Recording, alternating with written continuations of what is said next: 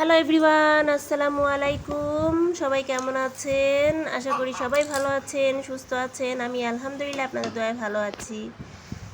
দেশের বাইরে যে যে প্রান্ত থেকে আজকে আমার ব্লগ ভিডিওটি দেখছেন বা দেখবেন, সবাইকে অসংখ্য ধন্যবাদ জানিয়ে শুরু করছি আমার ছোট্ট একটি ব্লগ। তো তারপর সেদিনে কি হলো, অনেক বৃষ্টি হয়েছে আমাদের এখানে, প্রচুর বৃষ্টি। মেঘ দেখেন, মেঘটা একদম কালো হয়ে আসছে।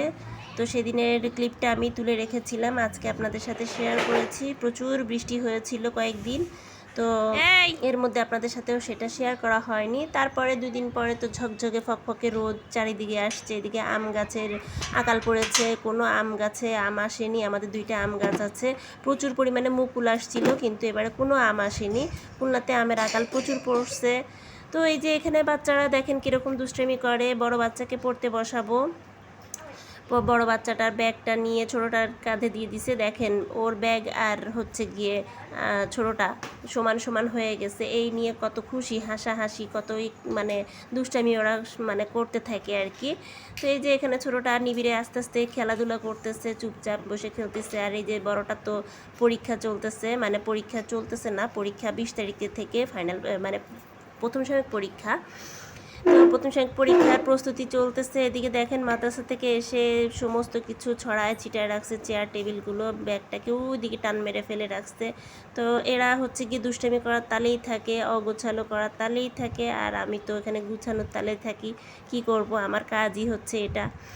তো এখানে সকালবেলা হচ্ছে গিয়ে ভাত ভাজি করেছি, ডিম দিয়ে ভাত ভাজি করেছি, বাচ্চারা খেয়ে নিবে। ভাত আগের দিনে ছিল, ভাত ভাজি করেছি। এদিকে আমার জন্য একটু চা বসিয়ে দিয়েছি, তো বাচ্চারা ভাতগুলো খেয়ে নিবে। এদিকে পরের দিন আমি কি রান্না করব না করব তার প্রস্তুতি চলতেছে। পুঁই শাক দিয়ে আজকে রান্না করব। এখানে হচ্ছে গিয়ে আগে থেকে ভাজি করেছি, ভাত রান্না করে ফেলেছি। এখানে ভাজিতে প্রায় 3 রকমের সবজি মিশানো আছে। এখানে বেগুন দিয়েছিলাম, বরবটি দিয়েছিলাম, আলু দিয়েছিলাম। তো এই 3-4 পদের মানে সবজি দিয়ে আজকে ভাজিটা করেছি। বেশ খেতে ভালো লাগে, কিন্তু আমি সবসময় ভাজি করি, বাচ্চারা ভাজি খেতে খুব পছন্দ করে দেখে এই জন্য বিভিন্ন সবজি দিয়ে আমি ভাজি করি।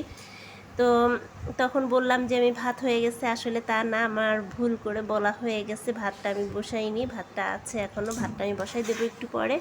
এখানে ধোয়াপালার কাজ আছে, এখানে ধোয়াপালা করছি, মানে করব। তারপরে যে এখানে লাল পোয়া মাছ আছে, লাল পোয়া মাছ আজকে রান্না করব। এই অল্প কয়েকটা পিস আমি তুলে রেখেছিলাম, আজকের মতন রান্না করে ফেলবো এগুলো সব কয়টাই।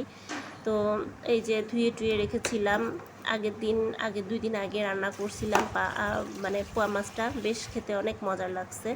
তো এক আপুর কাছ থেকে রেসিপি মনে রাখছি আর কি, যে এভাবে রান্না করব। তো যাই হোক, আবার যদি নিয়ে আসে পোয়া মাছ, তখন আমি ওই আপুর রেসিপি দেখে পোয়া মাছটা রান্না করব। আজকের মতন সেরকম মানে কিছু করলাম না আর কি।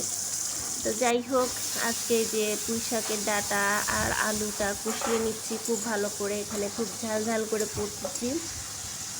শাক ভাজির মধ্যে বা শাক রান্নার মধ্যে একটু ঝাল না হলে পরে ভালো লাগে না খেতে।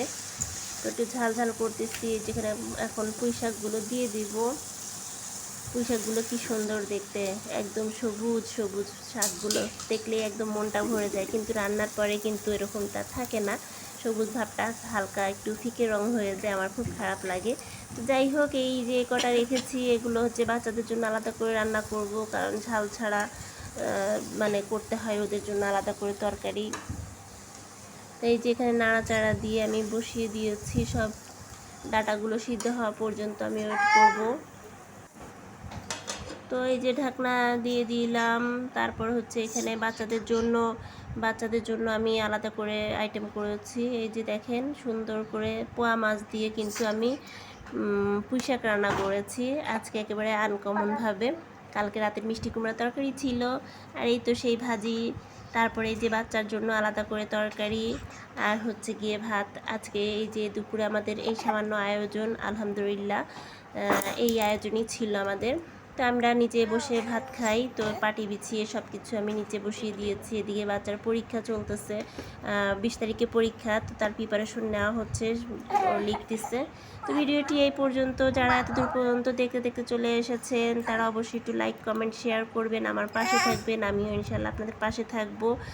তো ভালো লাগলে পরে সাথে থেকে যাবেন, অবশ্যই সাবস্ক্রাইব করে দিয়ে যাবেন। ভিডিওটি এতটুকুই। আল্লাহ হাফেজ, আসসালামু আলাইকুম।